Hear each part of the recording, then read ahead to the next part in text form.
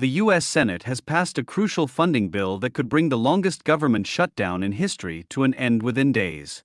The bill passed in a 60-40 vote late on Monday, with nearly all Republicans joining 8 Democrats who splintered from the party to approve it. The deal funds the government until the end of January. The House of Representatives will now have to pass the bill before President Donald Trump can sign it into effect. Trump signaled he would be willing to do so earlier on Monday.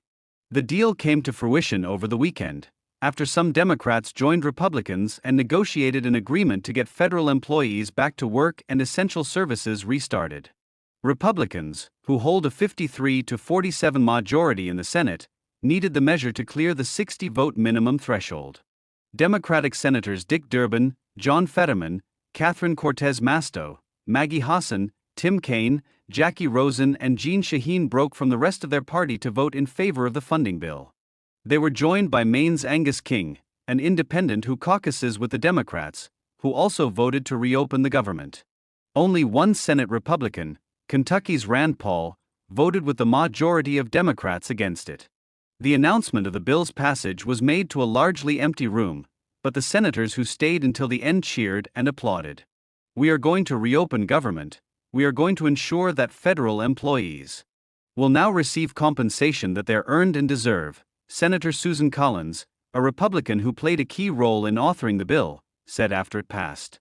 Many government services have been suspended since October, and around 1.4 million federal employees are on unpaid leave or working without pay. The shutdown has had wide-ranging impacts on a variety of services, including U.S. air travel and food benefits for 41 million low-income Americans.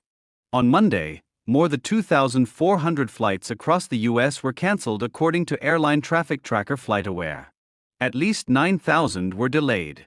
The funding bill will now go to the Republican-controlled House of Representatives, where members have been out of session and away from Washington since mid-September.